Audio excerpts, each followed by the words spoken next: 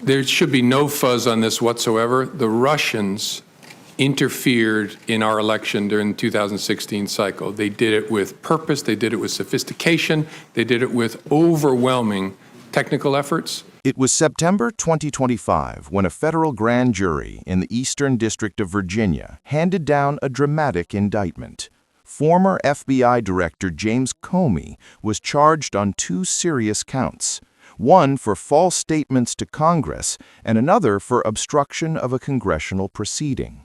The roots of the charges trace back to Comey's testimony before the Senate Judiciary Committee in September 2020. On that occasion, he answered senators' probing questions about the FBI's 2016 investigations into the Trump campaign and Hillary Clinton's private email server. In particular, prosecutors contend that Comey falsely denied authorizing any FBI official to leak classified or sensitive information anonymously to the media. The indictment frames that denial as materially false, fictitious, and fraudulent. The obstruction count, meanwhile, accuses him of seeking to impede Congress's oversight through that same false testimony. That is, of corruptly endeavoring to influence, obstruct, or impede the Senate's inquiry. Unusually, a third charge prosecutors had sought, related presumably to an alternate false statement theory, was rejected by the grand jury, a development that drew attention and speculation. The timing of the indictment is hardly incidental.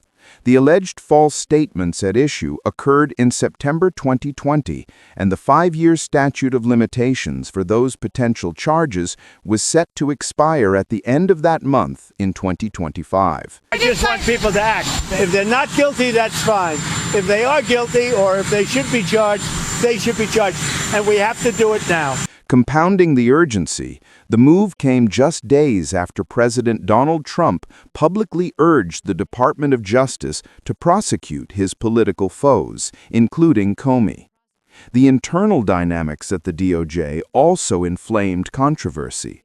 According to multiple reports, career prosecutors in the Eastern District of Virginia opposed bringing the case, arguing the evidence was too weak.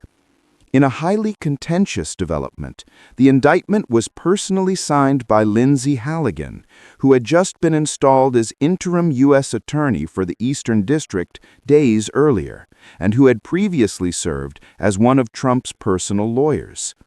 Halligan replaced a U.S. attorney who reportedly had declined to charge Comey, citing the weakness of the case.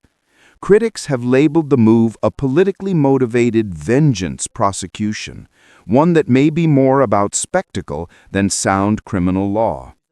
Almost immediately after the indictment was unsealed, Comey struck back publicly. My family and I have known for years that there are costs to standing up to Donald Trump, but we couldn't imagine ourselves living any other way. We will not live on our knees, and you shouldn't either. Somebody that I love dearly recently said that fear is the tool of a tyrant, and she's right. But I'm not afraid. In a short video posted on social media, he declared, "I am innocent, so let's have a trial."